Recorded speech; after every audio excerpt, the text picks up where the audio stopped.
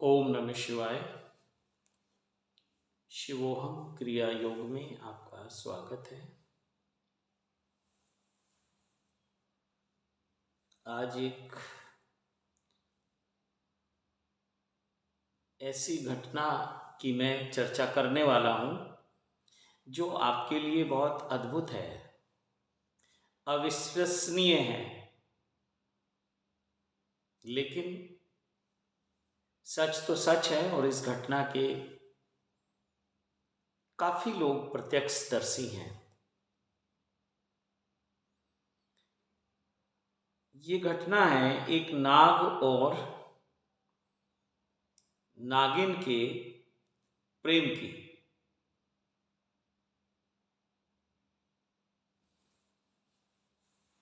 नाग और नागिन के प्रेम की। तो आपको इस घटना में काफी कुछ ऐसा लगेगा जो आपको विश्वास नहीं आएगा, लेकिन अब घटना तो घट गई और इसके बहुत सारे लोग प्रत्यक्षदर्शी भी हैं। एक सेकंड,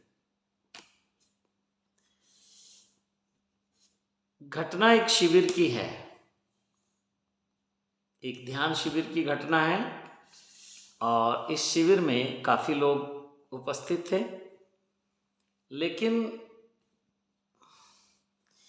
इस घटना को मैंने काफी हद तक छुपाने की कोशिश की। फिर भी कुछ लोगों को इस घटना के बारे में पता है और कुछ लोगों को कम पता है। घटना यह है कि शिविर में एक लड़की आई जो मैरिड है। लड़की की उम्र कोई लगभग 25 से 30 साल के बीच में रही होगी। पहली बार उनका आना हुआ, उससे पहले कोई संपर्क नहीं है और उसके बाद भी कोई संपर्क नहीं है। और वो बड़ी उम्मीदें लेकर आए थे।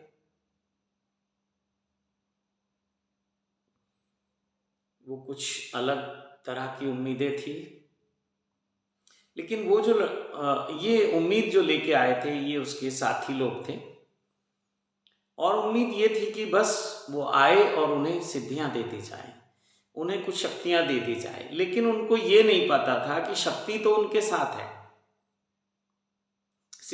शक्ति तो उनके घर में है, उसको सिद्ध किया जा सकता है और वो तैयार है हर तरह से उनकी मदद करने के लिए। और ये शक्ति एक नाग शक्ति है, नाग आत्मा है। कहानी कुछ इस तरह की है कि वो लड़की जिससे उस नाग का प्रेम है, वो लड़की तो समझती है। घटना कुछ इस तरह है कि एक निश्चित तिथि को, एक निश्चित समय पे, निश्चित डेट पे एक नाग आता है। नाग भी कोई साधारण नाग नहीं है। अगर हम अपनी भाषा में कहें तो कोबरा कह सकते हैं, लेकिन वो बहुत ही डिवाइनिटी से फुलफिल है और बहुत खतरनाक भी है। लेकिन मुझसे जब भी उसका संपर्क हुआ, बहुत सौम्य रूप में हुआ। मैं तो कहूंगा एक शिष्य की तरह हुआ। ये मेरे लिए बहुत हैरानी है। तो उस लड़की का, जो उसके परिवार के लोगों ने और उस लड़की ने बताया कि एक निश्चित समय पे, साल में एक बार वही सर्प आता है और उस लड़की को डस लेता है। फिर लड़की को जो भी उसका ट्रीटमेंट वगैरह दिया जाता है वो ठीक हो जाती है, जबकि उसका जहर इतना खतरनाक है कि अगर वो किसी को डस ले तो उसको कोई बचा नहीं सकता। लेकिन ये भी कुछ अद्भुत लीला है। ऐसा लगभग पिछले 5-6 सालों से हो रहा है, उन्होंने बताया। और वो सांप जल्दी जाता भी नहीं है, भागता भी नहीं है। सांप कहने से कंफ्यूजन होगा, बहुत सारे सांप होते हैं अलग अलग तरह के, वो नाग जल्दी जाता नहीं है, वहीं रहता है और फिर कहीं लुप्त हो जाता है। उसको लोग मारना चाहते हैं तो वो लड़की उसको मारने नहीं देती। देखिए प्रेम, अभी भी मैंने उसको कहा कि उसको मारते क्यों नहीं है, बोले नहीं, मैं उसको नहीं चाहती कि कोई उसको मारे। अब ये लड़की मनुष्य शरीर में है और वो अभी भी अपने सर्प योनि में है, नाग के शरीर में है। इस लड़की की शादी हो गई और इसका जो पति है वो बहुत बड़ा एक शिव भक्त है। करीब करीब 900 से 1000 किलोमीटर दूर की पदयात्रा करके प्रतिवर्ष वो एक शिव मंदिर में जाता है।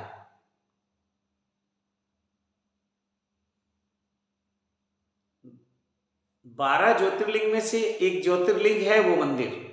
बहुत सारी चीजें मैं बहुत ओपन इसलिए नहीं बोल रहा हूं कि उस परिवार से मुझे कोई परमिशन नहीं है कि मैं उस पर चर्चा करूं।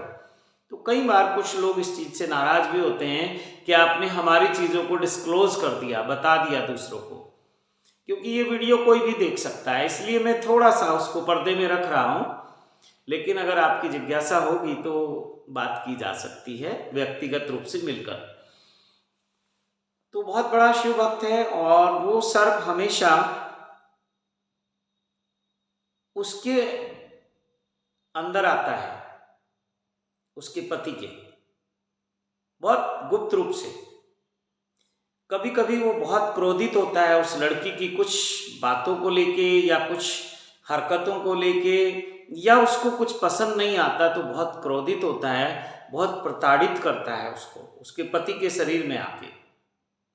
कभी कभी वो उसको इतना प्यार करता है कि वो लड़की को लगता है कि शायद इससे ज्यादा कोई प्यार नहीं कर सकता। और जो सबसे हैरानी वाली बात है, मैंने भी सुना, आपने भी सुना होगा, खून के आंसू। तो मैंने अपने इस जीवन में पहली बार किसी को खून के आंसू रोते हुए देखा है। उस लड़की को जब वो उसके ऊपर आ जाता है, उस लड़की पे भी उसका पूरा इफेक्ट होता है, पूरा असर होता है, उसको वो पकड़ लेता है, यानी कि उस पे अपना एक प्रभाव उसके ऊपर डाल देता है। क्या कहना चाहिए उसको, शब्द मुझे नहीं मिल रहा है, यानी कि उसके शरीर में आ जाता है। तो उस लड़की की आंखों से खून बहना शुरू हो जाता है। उसको भी नहीं पता, ऐसा नहीं है कि वो जानबूझ के रो रही है, दुखी हो रही है। मुझे ऐसा लगता है कि वो जो उसका जो शक्ति है, उसका जो प्रभाव है, और वो लड़की ऐसा भी नहीं कि दुखी फील करती है, लेकिन वो गिर जाती है, लेट जाती है और उसकी आंखों से जो आंसू बहने लगते हैं वो खून के आंसू हैं। हम लोगों ने खुद देखा है। टिश्यू पेपर को लेके उसके आंसू साफ किए तो टिश्यू पेपर बिल्कुल लाल हो गया। वो दिखाई तो दे रहा है कि खून निकल रहा है आंखों से, दोनों आंख से खून निकलता है, टप टप टप टप गिरता है।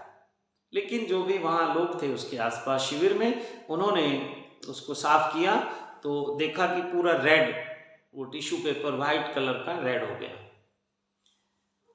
जब ये बात मुझ तक पहुंची तो मैं भी थोड़ा चिंतित हुआ कि शिविर में आके किसी को इस तरह की घटना हो रही है।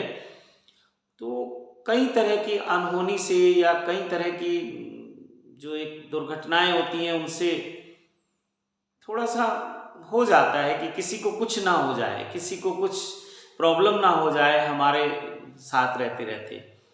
तो बाद में बात किया गया तो वो हमेशा उसको बहुत बार ऐसा होता है। ये सब हुआ उसके करीब करीब 1 से 2 घंटे के बाद। वो लड़की हमारी एक शिष्य है, उससे मिली, उससे उसने अपनी सब बातें बताई और थोड़ी देर बाद देखा कि वो नाग उसके ऊपर आ गया। वो जो दूसरी साधिका है, शिष्य है, नाम मैं उसका भी नहीं लूंगा क्योंकि ये वीडियो कोई भी देखेगा, सब देखते हैं, तो ऐसा ना हो कि उससे उसके आसपास के लोग डरने लगे। और उस लड़की ने, उस साधिका ने, शिष्य ने उसको कहा कि आप गुरु जी के पास जाओ, वहीं आपकी मुक्ति होगी। और वो दनदनाते हुए, रात के लगभग 9 बजे का समय था, वो मेरे रूम में आ गई और मुझसे कहने लगी कि गुरुजी, मुझे ऐसा लग रहा है, दिखाई दे रहा है, प्रभाव है कि वो नाग आ गया है। मैं भी थोड़ा सा तो मुझे भी लगा कि ये क्या हो रहा है। अभी ये उसके ऊपर था तो उसका समझ आता है कि बहुत पुराना उनका संबंध है। तो वो दूसरी साधिका के ऊपर आया और फिर मैंने उससे, ये हम दोनों के बीच की बात है, रूम में कोई नहीं था और हम लोग इसको सार्वजनिक करना भी नहीं चाहते थे। तो मैंने उससे बहुत बातें की, तब उसने ये सब मुझे अपने सीक्रेट बताए, कैसे कैसे वो उस लड़की के साथ है, कब से उसके साथ है, क्यों है, क्या चाहता है। तो जब चाहने की बात आई तो वो लड़की को अपने साथ रखना चाहता है, उसको ले जाना चाहता है, क्योंकि ये नाग और नागिन थे दोनों, और इनमें से एक बिछुड़ गया, एक की मृत्यु हो गई। मृत्यु क्या हो गई? उसकी हत्या हो गई। लेकिन वो नाग उसको, अभी वो मनुष्य रूप में है तो भी वो नाग उसको छोड़ना नहीं चाहता और खुद नाग योनि से मुक्त भी नहीं होना चाहता। बाद में एक दिन, एक दिन नहीं, लगभग 15 दिन गुजरने के बाद फिर पूर्णिमा का दिन था और मैं बैठा था अपने कुटिया में और मैं ध्यान की अवस्था में था। तो मुझे लगा कि वो नाग अब मेरे ऊपर आ गया। तो मुझे अपने शरीर में ऐसा लगा कि मेरा शरीर नहीं है, केवल मुझे अपनी स्पाइनल कोड दिखाई दे रही थी। ऐसा लग रहा था कि मैं सिर्फ एक स्पाइनल हूँ और वो स्पाइनल भी नाग की शेप में है। जैसे हम कुंडलनी शक्ति की बात करते हैं, कुंडलनी जागरण की बात करते हैं, वो पूरा इस तरह का मुझे खुद को दिखाई दे रहा था, मेरा शरीर नहीं था। और मुझे तो दिखाई दे ही रहा था, मैं सोच रहा था ये कोई आध्यात्मिक अनुभव हो रहा है मुझे और कुछ होगा, मैं उसको समझ ही पा रहा था। मेरी श्वास तेज हो गई, नाक से श्वास बहुत तेजी से भीतर बाहर आने जाने लगी और जब वो इतना भी नहीं हुआ तो मुंह से श्वास, बहुत तेज तेज श्वास बाहर निकलने लगी। और तो वहाँ जो लोग मेरे सामने बैठे थे उन्होंने कहा, गुरुजी हमें लग रहा है कि जैसे हमारे सामने कोई नाग है। और उसी लड़की ने, उस साधिका ने फिर कहा कि गुरुजी वो तो आ गया, आपके ऊपर आ गया। तो मुझे लगा कि ये तो जग जाहिर हो रहा है सब कुछ। और फिर रेगुलर वो अब मेरे साथ रहने लगा, आने लगा। अभी पिछली पूर्णिमा को हमने सोचा कि इसको मुक्ति दिलाएंगे, तो हम एक महामृत्युंजय महायज्ञ करते हैं और उसमें बहुत सारे लोग पार्टिसिपेट करते हैं। वहाँ तो लोग नहीं आते क्योंकि हम भीड़ वहाँ इकट्ठा नहीं करना चाहते, छोटा स्पेस है और हम ज़्यादा चीज़ों को एक्सपोज भी नहीं करना चाहते, नहीं तो वहाँ इतनी भीड़ हो जाएगी कि संभालना मुश्किल हो जाएगा। तो बहुत, और जब भीड़ हो जाती है तो अपनी साधना फिर समाप्त हो जाती है। तो जो अपनी ज़िंदगी को जीने का एक आनंद है, जीने का एक मज़ा है, वो कहीं भीड़ में खो जाता है। तो इसलिए एकांतवास मुझे बहुत अच्छा लगता है और मैं अधिक से अधिक समय एकांत में रहता हूँ। और जो थोड़ा समय, क्योंकि अब 24 घंटे भी आप ध्यान नहीं कर सकते, एकांत में नहीं रह सकते, तो थोड़ा सा अपने को चेंज करने के लिए, अपनी एनर्जी को चेंज करने के लिए फिर मैं स्कूल के बच्चों में थोड़ा सा इन्वॉल्व होता हूँ, लेकिन वहाँ भी मैं अलग अपने रूम में रहता हूँ। कभी कभी बीच में 2-4-5 मिनट के लिए बाहर आ जाता हूँ बच्चों में, तो वो अच्छा लगता है। तो वहाँ जब हमने उसको मुक्ति के लिए, उस महामृत्युंजय महायज्ञ में हमने सोचा कि इसको आज मुक्ति के लिए कुछ अनुष्ठान करते हैं, तो वो मुक्त नहीं होना चाहता।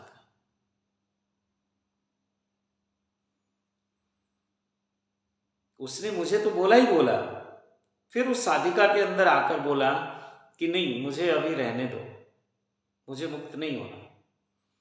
तो ये हमारे लिए एक बड़ा अद्भुत अनुभव था। और ऐसा भी नहीं कि वो हमें कोई डिस्टर्ब करता है या हमें कोई परेशान करता है या बहुत ही सौम्य रूप से, बहुत ही प्रेमपूर्ण तरीके से वो मेरे साथ पेश आता है। हाँ, इतना ज़रूर है, कभी मुझे लगता है कि वो बेड पे मेरे साथ है, सब पूरा फील होता है और डर नहीं लगता। सबसे बड़ी बात ये है कि डर नहीं लगता। तो मैं भी लेटा रहता हूँ कि ठीक है, तुम भी लेटो आराम से मेरे साथ। कभी कभी वो देखता है कि जब मैं नीचे उतरता हूँ कभी रात में वॉशरूम के लिए, या तो मुझे लगता है कि बहुत देख के उतरना है नीचे, मतलब आभास होता है कहीं वो नीचे ना हो, उसके ऊपर पैर ना आ जाए। बहुत बार दिन में भी सैकड़ों बार उसका स्मृति आती रहती है। तो वो अदृश्य रूप से मेरे साथ रहता है और सशरीर तो वो मेरे सामने अभी तक नहीं आया और मैं चाहता भी नहीं हूं कि वो आए, क्योंकि वो एक डिस्टरबेंस क्रिएट हो जाएगी। लेकिन जो लोग मेरे आसपास रहते हैं वो एक रेगुलर उनको दर्शन देता है, रेगुलर आता है। रोज मुझे बताते हैं कि गुरुजी यहाँ आज एक बहुत विशाल नाग था और इधर से आया और इधर को निकल गया। फिर कोई दूसरे दिन बोलता है आज एक नाग इधर था। तो वो एक ही नाग है और ब्लैक नहीं है, वो कुछ ब्लू ब्लू कलर में, ब्लूइश उसकी वो है। तो और बिल्कुल जब कोई उसे देखता है तो सीधा खड़ा हो जाता है, ऐसे नाग जैसे होता है। और फिर मैंने सबको मना किया हुआ है कि उसको टच नहीं करना, उसको छेड़ना नहीं है, उसको मारना नहीं है। वो कोई दिव्य शक्ति है, कोई देव शक्ति है। क्योंकि नाग योनि भी एक बहुत उच्च कोटि की योनि है। जैसे हम कहते हैं ना, यक्ष हैं, किन्नर हैं, गंधर्व हैं, देव हैं, अप्सराएं हैं, नाग हैं। क्योंकि ये पाताल का राजा है नाग, भूमि के नीचे जो है ये वहाँ का राजा है। कभी मैं नाग के बारे में आपको बात बताऊंगा कि शिव के गले में नाग क्यों है। तो कुल मिला के ये ऐसे अनुभव होते हैं और अभी मैंने उससे कुछ पूछना शुरू किया। कोई भी बात, कुछ क्वेश्चन उससे किया तो वो आंसर देता है, आके बताता है कि यह कार्य करना है कि नहीं करना है। तो मैंने अपने लिए उससे कई बार बातें की, वो हेल्प करता है। और कई बार लोगों की, दूसरे लोगों की प्रॉब्लम्स के लिए भी बात की तो वो बताता है मुझे। लेकिन कुछ चीज़ें ऐसी होती हैं कि वो चुप हो जाता है, क्योंकि कुछ चीज़ें किसी को बताने से उसका अशुभ भी हो सकता है। तो ये सत्यम शिवम सुंदरम का मार्ग है। तो बहुत इसमें अद्भुत अद्भुत अनुभव होते हैं। हमारे बहुत सारे शिवोहम क्रिया योग ध्यान शिविर जिन जिन लोगों ने अटेंड किया, शक्तिपात दीक्षा जिन जिन लोगों ने ली, उनको बहुत सारे अनुभव हो रहे हैं। बहुत सारे लोगों को अशरीरी अनुभव हो रहे हैं, बहुत सारे लोगों को शरीर और आत्मा को अलग अलग देखने के अनुभव हो रहे हैं। बहुत सारे लोगों को लग रहा है कि उनकी आत्मा को निकलते हुए देख रहे हैं। तो बहुत अनुभव हो रहे हैं। बहुत सुंदर ये यात्रा है। और जो भी ये इस तरह की अशरीरी शक्तियाँ हैं, ये हमारी दुश्मन कभी नहीं होती अगर हम इनको समझते हैं। ये हमारी बहुत अच्छी मार्गदर्शक हो सकती हैं और बहुत हेल्पफुल हो सकती हैं। हमें बहुत सारी समस्याओं से, बहुत सारे दुखों कष्टों से बचा लेती हैं। तो ये बहुत अद्भुत अनुभव रहा हमारा एक शिविर का। और अभी वो लगभग लगभग मेरे साथ रहता है। साथ का मतलब अशरीरी रूप से रहता है। उसकी फीलिंग हमेशा मुझे होती रहती है और मुझे ही नहीं होती, हमारी, मैंने कहा ना, हमारे इस शिष्य परिवार में एक साधिका हैं, उनको भी वो अक्सर, कभी वो उनके पास चला जाता है, कभी मेरे पास आ जाता है, कभी तो उनका फ़ोन आता है कि गुरुजी ऐसे ऐसे हो रहा है। तो मैंने कहा ठीक है, आप इसको ज़्यादा सीरियसली नहीं लो, क्योंकि उनके घर में बच्चे हैं और उनके परिवार के और लोग हैं। तो मैं नहीं चाहता कि वो प्रत्यक्ष रूप से वहाँ प्रकट हो और परिवार के लोग बहुत डर जाते हैं। अगर मेरे ही अपने परिवार के लोग मेरे आसपास हों और इस तरह का हो, हालांकि वो जानते हैं इस तरह की बहुत सारी घटनाओं का, उन्हें मालूम है जो मेरे साथ होती रहती हैं, बहुत सारी घटनाओं, लेकिन फिर भी कहीं ना कहीं व्यक्ति को भय पकड़ लेता है। तो बहुत ही सुंदर तरीके से ये सब चीज़ें हमारी हेल्प करती हैं। और बहुत सारी बातें हैं इसमें जो मैं आपसे कर सकता हूँ, लेकिन इसलिए नहीं कर रहा हूँ कि किसी की पर्सनल लाइफ से जुड़ी हुई चीज़ें हैं। कुछ हिंट मैंने आपको दिया। हाँ, इसमें जो लोग हमारे शिविर को कर चुके हैं, जो शिविर में थे, वो लोग समझेंगे इस बात को, वो लोग जानेंगे इस बात को, और उनके भी नाम मैं आपको डिस्क्लोज नहीं कर सकता कि कौन कौन लोग इस शिविर में थे। वो लोग जरूर जानेंगे क्योंकि वो इस शिविर में थे, और ये कौन से शिविर में थे ये भी मैं डेट आपको डिक्लेयर नहीं कर सकता। तो खैर, इसी के साथ मैं वाणी को विराम देता हूँ। फिर इस तरह के कुछ और अनुभव आपसे साझा करूँगा। मेरे पास बहुत सारे अनुभव हैं, लेकिन मैं इसलिए नहीं करता कि फिर लोग उस तरह की अपेक्षाएं करने लगते हैं, साधना नहीं करते। साधना करने के लिए कोई तैयार नहीं है, लेकिन सिद्धियां प्राप्त करना, शक्तियां प्राप्त करना, उनसे मार्गदर्शन प्राप्त करना, उनसे, आप समझ रहे हैं ना, वो सब क्या क्या चाहते हैं। लेकिन ये साधना से सब कुछ संभव है। तो इसी के साथ वाणी को विराम देता हूँ और शिवोहम क्रिया योग में आपको इनवाइट करता हूँ। ये बहुत अद्भुत क्रिया है, इसके बारे में मैं अलग से वीडियो बनाऊंगा, तब आपसे बात करूंगा इसके बारे में। ओम नमः शिवाय, ओम नमः शिवाय।